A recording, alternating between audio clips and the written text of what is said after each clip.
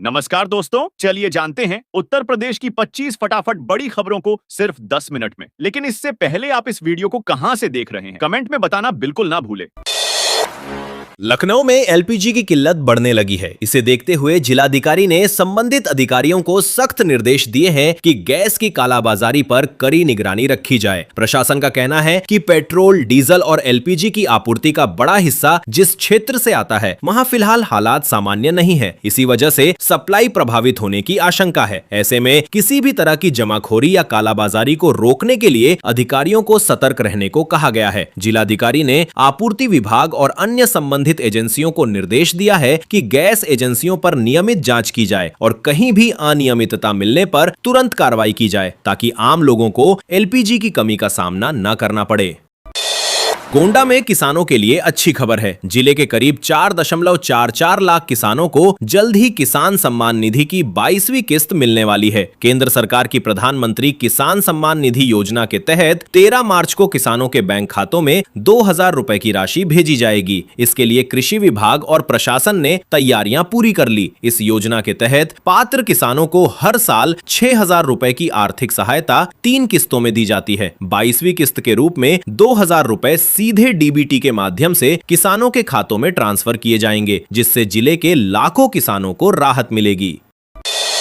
लखनऊ से युवाओं के रोजगार को लेकर एक सकारात्मक खबर सामने आई है। मुख्यमंत्री युवा उद्यमी विकास अभियान के तहत युवाओं को स्वरोजगार के लिए प्रोत्साहित किया जा रहा है। इसी योजना का लाभ लेकर वंदना यादव ने ब्याज मुक्त ऋण से अपनी तेल मिल शुरू की। उनकी इस पहल से न केवल ग्रामीण अर्थव्यवस्था को मजबूती मिली है, बल्कि स्थानीय स्तर पर रोजगार के अवसर भी पैदा हुए हैं और अन्य महिलाओं को भी आत्मनिर्भर बनने की प्रेरणा मिल रही है। योजना के तहत युवाओं को 5 लाख रुपए तक का ब्याज मुक्त ऋण दिया जाता है और हर साल 1 लाख नए उद्यमी तैयार करने का लक्ष्य रखा गया है।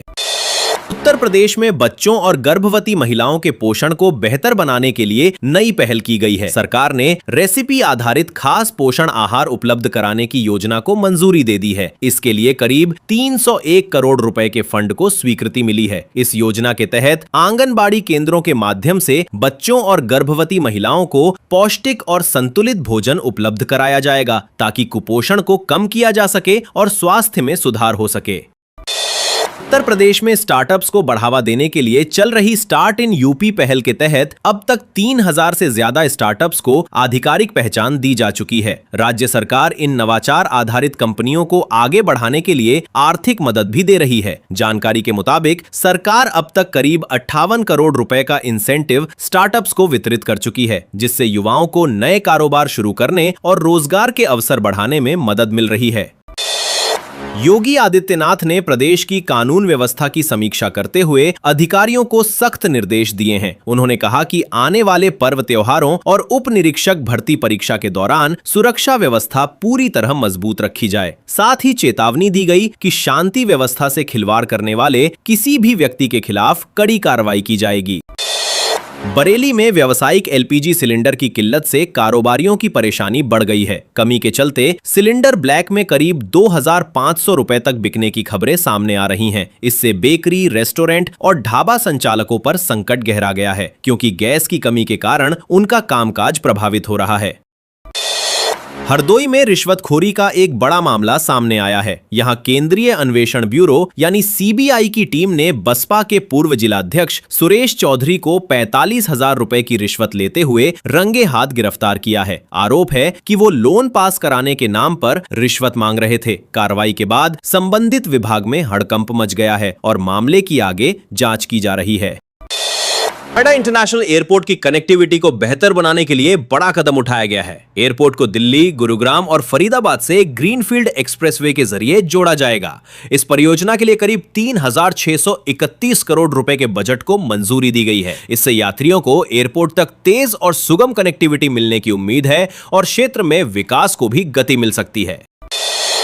उत्तर प्रदेश में सड़क विकास को लेकर एक बड़ा कदम उठाया गया है। राज्य के एक जिले में करीब 32 किलोमीटर लंबे मार्ग के चौड़ीकरण की योजना को मंजूरी दे दी गई है। इस परियोजना के लिए लगभग 78 करोड़ 28 लाख रुपए का बजट स्वीकृत किया गया है। सड़क के चौड़ीकरण से क्षेत्र में आवागमन पहले से ज्यादा आसान होगा और स्थानीय लोगों को बेहतर परिवहन सुविधा मिलने की उम्मीद है। उत्तर प्रदेश के एक जिले में पुलिस विभाग में बड़ी कार्रवाई की गई है। एसपी के आदेश पर एक दारोगा समेत कुल 17 पुलिसकर्मियों को सस्पेंड कर दिया गया है। बताया जा रहा है कि विभागीय लापरवाही और अनुशासनहीनता के आरोपों के बाद यह कदम उठाया गया है। इस कार्रवाई के बाद पुलिस महकमे में हड़कंप मच गया है और पूरे मामले की जांच भी शुरू कर दी गई है। मेरठ में एलपीजी सिलेंडर की बुकिंग को लेकर अचानक भीड़ बढ़ गई, जिससे कई गैस एजेंसियों पर अफरा तफरी का माहौल बन गया। इस दौरान सर्वर डाउन होने की वजह से उपभोक्ताओं को काफी परेशानी हुई और कुछ जगहों पर हंगामे की स्थिति भी बन गई। मामले पर जिला प्रशासन ने सफाई देते हुए कहा है कि उपभोक्ता किसी तरह के भ्रम में ना आए और गैस आपूर्ति सामान्य तरीके से जारी है। लखनऊ कानपुर एक्सप्रेसवे को लेकर बड़ी अपडेट सामने आई है। जल्द ही इस एक्सप्रेसवे पर वाहनों की आवाजाही शुरू होने वाली है। जानकारी के मुताबिक अगले करीब 20 दिनों के भीतर इस मार्ग पर गाड़ियां दौड़ने लगेंगी। इसके शुरू होने से लखनऊ और कानपुर के बीच सफर पहले से कहीं ज्यादा तेज और आसान हो जाएगा। नोएडा पुलिस ने सेक्टर 73 में एक फर्जी कॉल सेंटर का भंडाफोड़ किया है। यह गिरोह पानी के जहाज पर नौकरी दिलाने के नाम पर लोगों से ठगी कर रहा था। सरगना सहित 6 आरोपित गिरफ्तार किए गए हैं। इस सेंटर ने 350 से अधिक लोगों से 1.5 करोड़ रुपए की धोखाधड़ी की है। भारतीय रेलवे में अराजपत्रित कर्मचारियों के लिए नया निर्देश जारी किया गया है। इसके तहत टीटीई, बुकिंग क्लर्क और सुपरवाइजर जैसे कर्मचारियों को अब अपनी और अपने परिवार की अचल संपत्ति का पूरा ब्यौरा देना होगा। यह आदेश रेलवे बोर्ड की ओर से नियमों के पालन को सुनिश्चित करने के उद्देश्य से जारी किया गया है। इससे विभाग में पारदर्शिता बढ़ाने की कोशिश की जा रही है। आगरा में करीब 1.5 लाख लोगों को बड़ी राहत मिलने वाली है। नुनिहाई प्रकाश नगर अंडरपास पर 31.46 करोड़ रुपए की लागत से रेलवे ओवरब्रिज आरओबी बनाया जाएगा। इस परियोजना के बनने से क्षेत्र में जाम की समस्या कम होगी और लोगों का आवागमन अधिक सुगम हो सकेगा। उत्तर प्रदेश एटीएस ने एक बड़ी कार्रवाई करते हुए भारतीय नौसेना के एक कर्मी को गिरफ्तार किया है। उस पर पाकिस्तान की खुफिया एजेंसी आईएसआई के लिए जासूसी करने का आरोप है। सुरक्षा एजेंसियां आरोपी से गहन पूछताछ कर रही हैं और यह पता लगाने की कोशिश कर रही हैं कि उसने कौन कौन सी गोपनीय जानकारियां साझा की और इस नेटवर्क में और कौन कौन लोग शामिल हैं। अलीगढ़ में जमीन से जुड़े रिकॉर्ड को लेकर बड़ी सुविधा शुरू की गई है। अब वर्ष 2002 से अब तक की सभी पुरानी रजिस्ट्रियां ऑनलाइन उपलब्ध करा दी गई हैं। निबंधन विभाग ने करीब 24 साल पुराने बैनामों को डिजिटल कर दिया है, जिससे लोग घर बैठे ही इन्हें देख सकेंगे। इस पहल से पारदर्शिता बढ़ेगी और जमीन से जुड़ी धोखाधड़ी पर भी अंकुश लगाने में मदद मिलेगी। जिले की लगभग 10 लाख रजिस्ट्रियां अब डिजिटल रिकॉर्ड में शामिल हो चुकी है। विभाग का कहना है कि जल्द ही 1997 से 2002 तक के रिकॉर्ड भी ऑनलाइन उपलब्ध करा दिए जाएंगे। मैनपुरी में आंगनबाड़ी सहायिकाओं की भर्ती प्रक्रिया पूरी कर ली गई है। जिले में 2753 आवेदनों में से 349 अभ्यर्थियों का चयन किया गया है। चयनित उम्मीदवारों की अंतिम सूची जारी कर दी गई है। प्रशासन के अनुसार चयन प्रक्रिया निर्धारित मानकों के आधार पर पूरी की गई है और जल्द ही चयनित सहायिकाओं को संबंधित आंगनबाड़ी केंद्रों पर तैनाती दी जाएगी। कानपुर में जीएसटी चोरी का बड़ा मामला सामने आया है। यहां एक फर्जी फर्म के जरिए करीब 1.73 करोड़ रुपए की जीएसटी चोरी किए जाने का खुलासा हुआ है। मामले में फर्म की महिला मालिक के खिलाफ मुकदमा दर्ज किया गया है। जांच में पता चला कि फर्जी बिलिंग और कागजी लेन देन के जरिए कर चोरी की जा रही थी। अब विभाग पूरे नेटवर्क और इससे जुड़े अन्य लोगों की भी जांच कर रहा है। वाराणसी में शिक्षा के अधिकार के तहत प्रवेश के लिए तीसरे चरण की आवेदन प्रक्रिया शुरू होने जा रही है। अभिभावक 12 मार्च से 25 मार्च तक आवेदन कर सकेंगे। इस चरण में जिले के लगभग 1300 निजी स्कूलों में बच्चों को प्रवेश दिया जाएगा। शिक्षा का अधिकार अधिनियम आरटीई के तहत आर्थिक रूप से कमजोर वर्ग के बच्चों को निजी स्कूलों में निःशुल्क शिक्षा का अवसर मिलता है। दीनदयाल उपाध्याय गोरखपुर विश्वविद्यालय में पीएचडी प्रवेश परीक्षा की तिथि घोषित कर दी गई है। यह परीक्षा 27 और 28 मार्च को आयोजित की जाएगी। अभ्यर्थी 22 मार्च से अपना प्रवेश पत्र विश्वविद्यालय की आधिकारिक वेबसाइट से डाउनलोड कर सकेंगे। विश्वविद्यालय प्रशासन ने सभी उम्मीदवारों को समय से एडमिट कार्ड डाउनलोड कर परीक्षा की तैयारी पूरी करने की सलाह दी है। उत्तर प्रदेश पुलिस भर्ती एवं प्रोन्नति बोर्ड द्वारा आयोजित दारोगा भर्ती परीक्षा में बिहार के करीब 55,000 युवा भी शामिल हो रहे हैं। ये परीक्षा 14 और 15 मार्च को 4 पालियों में आयोजित की जाएगी। प्रदेश के विभिन्न परीक्षा केंद्रों पर अभ्यर्थियों की बड़ी संख्या को देखते हुए सुरक्षा और व्यवस्थाओं को लेकर विशेष इंतजाम किए जा रहे हैं। 69,000 शिक्षक भर्ती मामले को लेकर अभ्यर्थियों ने अपनी मांगे फिर से उठाई हैं। अभ्यर्थियों ने उप मुख्यमंत्री ब्रजेश पाठक को ज्ञापन सौंपकर याची लाभ देने की मांग की है। अभ्यर्थियों का कहना है कि कोर्ट में याचिका दायर करने वाले उम्मीदवारों को लाभ देने के फैसले को सभी पात्र अभ्यर्थियों पर समान रूप से लागू किया जाना चाहिए। इस मुद्दे को लेकर अभ्यर्थी लंबे समय से सरकार से समाधान की मांग कर रहे हैं। उत्तर प्रदेश के किसानों के लिए बड़ी राहत की खबर है। राज्य के खेतों को अधिक सिंचाई सुविधा उपलब्ध कराने के लिए रेणुकाजी बांध और लखवार बांध परियोजना पर करीब 717 करोड़ रुपए खर्च किए जाएंगे। इन परियोजनाओं के जरिए प्रदेश में सिंचाई के लिए पानी की उपलब्धता बढ़ेगी, जिससे किसानों को फसलों की बेहतर पैदावार में मदद मिलेगी और कृषि व्यवस्था को मजबूती मिलेगी। उत्तर प्रदेश में 29,334 सहायक शिक्षक भर्ती के तहत 1,113 नए अभ्यर्थियों को नौकरी मिल गई है। शिक्षा विभाग ने इन चयनित अभ्यर्थियों को 19 मार्च तक तैनाती देने के आदेश जारी किए हैं। बताया गया है कि ये नियुक्तियां रिक्त पदों को भरने और स्कूलों में शिक्षकों की कमी दूर करने के लिए की जा रही हैं। इससे प्राथमिक विद्यालयों में पढ़ाई व्यवस्था को मजबूत करने में मदद मिलेगी। इलाहाबाद हाई कोर्ट ने उत्तर प्रदेश में न्यायिक व्यवस्था को मजबूत करने के लिए बड़ा निर्देश दिया है। कोर्ट ने 1 महीने के भीतर प्रदेश में 900 नई अदालतों के गठन की प्रक्रिया शुरू करने का आदेश दिया है। मामले की अगली सुनवाई 13 अप्रैल को होगी, जिसमें सरकार से इस दिशा में की गई प्रगति की जानकारी मांगी जाएगी। माना जा रहा है कि नई अदालतें बनने से लंबित मामलों के निपटारे में तेजी आएगी और न्यायिक व्यवस्था को राहत मिलेगी। श्री राम जन्मभूमि तीर्थ क्षेत्र ट्रस्ट की ओर से नव संवत्सर के अवसर पर विशेष समारोह आयोजित किया जा रहा है। इस कार्यक्रम के लिए देश भर से अतिथियों को आमंत्रित किया गया है। ट्रस्ट ने आमंत्रित मेहमानों की सुविधा को ध्यान में रखते हुए उन्हें 20 तारीख तक वापसी का अवसर भी देने की व्यवस्था की है। समारोह में धार्मिक अनुष्ठान और विभिन्न सांस्कृतिक कार्यक्रम आयोजित किए जाएंगे। वाराणसी के लोगों के लिए राहत की खबर है। अब घरेलू एलपीजी सिलेंडर बुकिंग के लगभग 26वें दिन उपभोक्ताओं के घर तक पहुंचाया जाएगा। गैस आपूर्ति में देरी और बढ़ती शिकायतों को देखते हुए वितरण व्यवस्था में यह नया शेड्यूल लागू किया गया है, जिससे उपभोक्ताओं को समय पर सिलेंडर मिलने की उम्मीद है। प्रशासन और गैस एजेंसियों का कहना है कि नई व्यवस्था से आपूर्ति प्रणाली अधिक व्यवस्थित होगी और उपभोक्ताओं को कम परेशानी होगी। भावुक कर देने वाली एक मिसाल सामने आई है, जहां सेना ने अपने साथी के परिवार का पूरा साथ निभाया। 21 जाट रेजिमेंट के जवानों ने एक दिवंगत फौजी की बेटी की शादी में परिवार बनकर हर जिम्मेदारी निभाई। दुल्हन के पिता के न होने पर पूरी बटालियन उसके साथ खड़ी हो गई। सैनिकों ने शादी की तैयारियों से लेकर कन्यादान और विदाई तक हर रस्म निभाई। इस भावनात्मक पल ने यह दिखा दिया कि सेना सिर्फ सीमा की रक्षा ही नहीं करती, बल्कि अपने साथियों के परिवारों के साथ भी हर मुश्किल घड़ी में मजबूती से खड़ी रहती है। अब इंटरनेट होगा सुपर फास्ट, क्योंकि बीएसएनएल में ताम्र युग यानी पुराने कॉपर नेटवर्क का अंत हो रहा है। अब उपभोक्ताओं को आधुनिक फाइबर ब्रॉडबैंड सेवा का लाभ मिलेगा। इससे इंटरनेट की स्पीड पहले से कई गुना तेज और कनेक्शन ज्यादा स्थिर होगा। कंपनी नए ग्राहकों को जोड़ने के लिए कई आकर्षक ऑफर भी दे रही है। फाइबर सेवा से ऑनलाइन पढ़ाई, काम और मनोरंजन पहले से ज्यादा आसान हो जाएगा। उत्तर प्रदेश में गांवों तक स्वच्छ पेयजल पहुंचाने के लिए बड़ा कदम उठाया गया है। जल जीवन मिशन के तहत ग्रामीण क्षेत्रों की परियोजनाओं को पूरा करने के लिए राज्य सरकार करीब 5,000 करोड़ रुपए खर्च करेगी। इस योजना का उद्देश्य हर घर तक नल से शुद्ध पानी पहुंचाना है। सरकार का कहना है कि इससे गांवों में पेयजल की समस्या काफी हद तक दूर होगी और लोगों को बड़ी राहत मिलेगी। द्रौपदी मुर्मू 3 दिन के दौरे पर मथुरा और वृंदावन में रहेंगी। इस दौरान वह गोवर्धन परिक्रमा करेंगी और एक नई कैंसर यूनिट का लोकार्पण भी करेंगी। राष्ट्रपति के दौरे को लेकर प्रशासन तैयारियों में जुट गया है और सुरक्षा के कड़े इंतजाम किए जा रहे हैं। उनके कार्यक्रम में धार्मिक दर्शन के साथ साथ स्वास्थ्य सुविधाओं से जुड़े कार्यक्रम भी शामिल रहेंगे।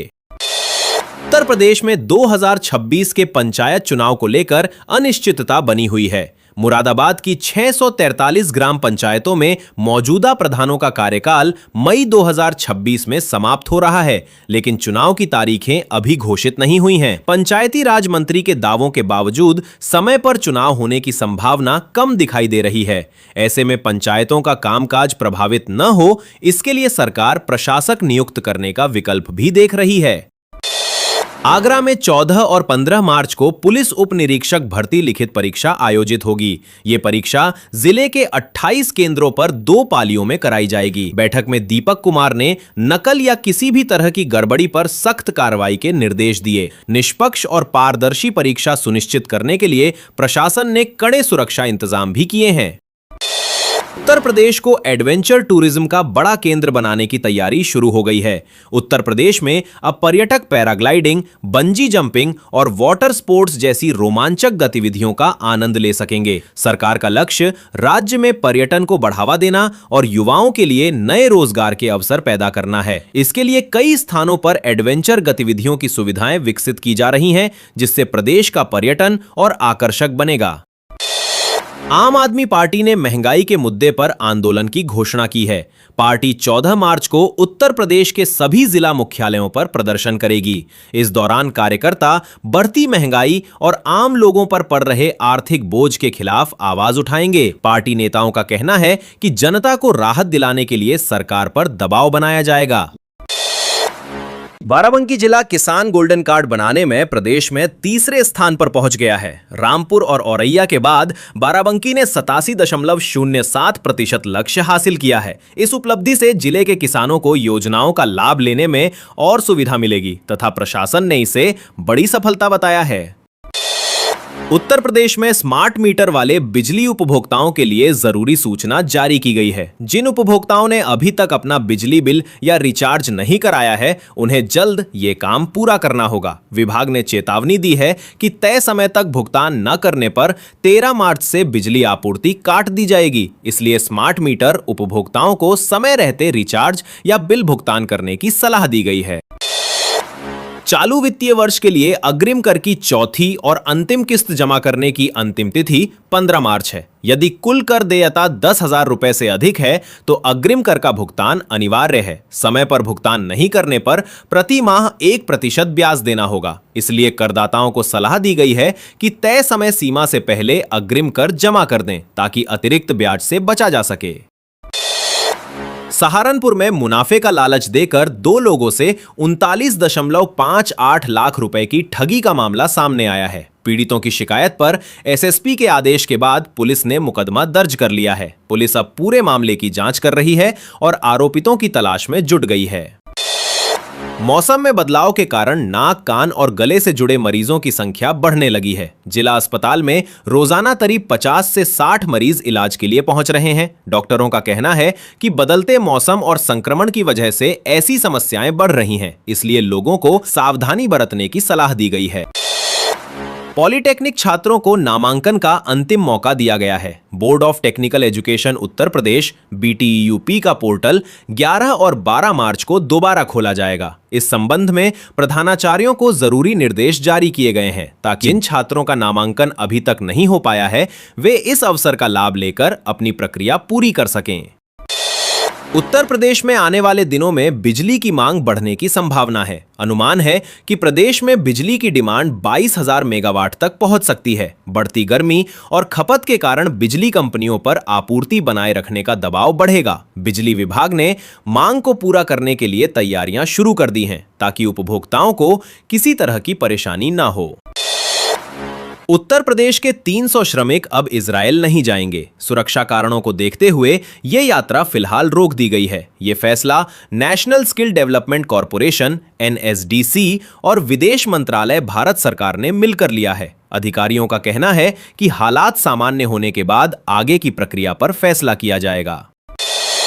उत्तर प्रदेश के नगरीय निकायों को अब 1,000 करोड़ रुपए से ज्यादा धनराशि मिलने का रास्ता साफ हो गया है। राज्य सरकार ने स्टैंप ड्यूटी के भुगतान से जुड़े नियमों में बदलाव किया है। इस फैसले से नगर निगम, नगरपालिका और नगर पंचायतों की आय बढ़ेगी, जिससे शहरी विकास कार्यों को गति मिलने की उम्मीद है।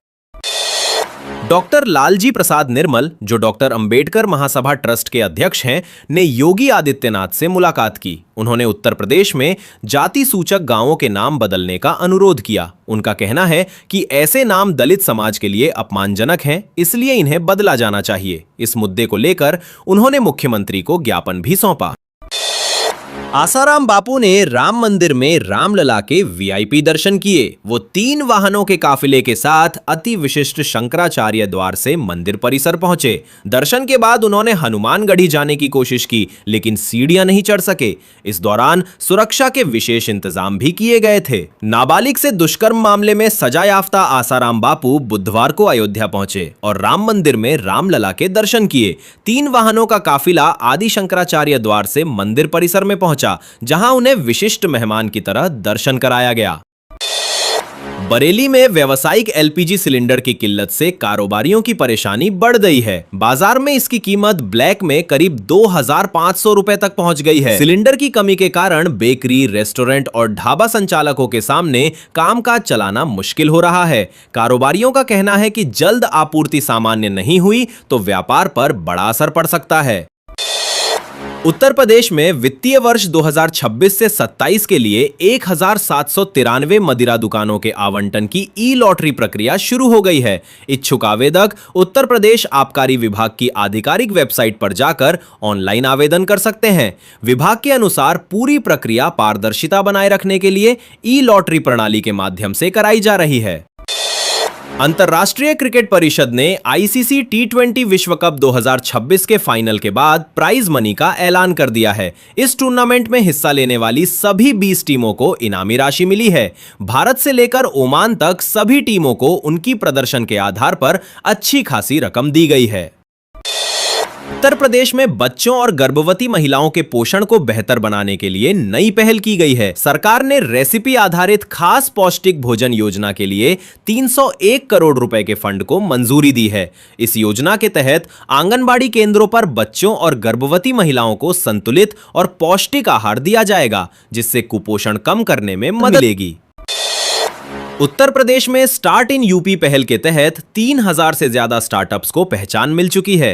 राज्य सरकार ने इन स्टार्टअप्स को बढ़ावा देने के लिए अब तक करीब 58 करोड़ रुपए के इंसेंटिव भी वितरित किए हैं। इस पहल का उद्देश्य युवाओं को नवाचार और उद्यमिता के लिए प्रोत्साहित करना और प्रदेश में रोजगार के नए अवसर पैदा करना है। हाई स्कूल का फर्जी प्रमाण पत्र लगाकर नौकरी पाने वाले एक क्लर्क को निलंबित कर दिया गया है। मामले का खुलासा होने के बाद विभाग ने तुरंत कार्रवाई करते हुए उसे सस्पेंड कर दिया। अब उसके खिलाफ विभागीय जांच शुरू करने की तैयारी की जा रही है और दोषी पाए जाने पर आगे कड़ी कार्रवाई भी हो सकती है। आगरा में मेट्रो परियोजना के तहत ट्रैक निर्माण के लिए सबसे लंबा स्टील गर्डर रखा जाएगा। इसके लिए अभी भारतीय रेलवे से काम की अनुमति का इंतजार किया जा रहा है। अनुमति मिलते ही गर्डर लगाने का काम शुरू होगा और इसके बाद मेट्रो निर्माण कार्य तेजी से आगे बढ़ेगा। उत्तर प्रदेश जल्द ही ग्लोबल इन्वेस्टमेंट के नक्शे पर और मजबूत पहचान बनाने जा रहा है। नोएडा इंटरनेशनल एयरपोर्ट जेवर एयरपोर्ट के शुरू होने से पर्यटन और उद्योगों को नई रफ्तार मिलने की उम्मीद है। इससे प्रदेश में निवेश बढ़ेगा, रोजगार के नए अवसर पैदा होंगे और क्षेत्रीय विकास को भी बड़ा बढ़ावा मिलेगा।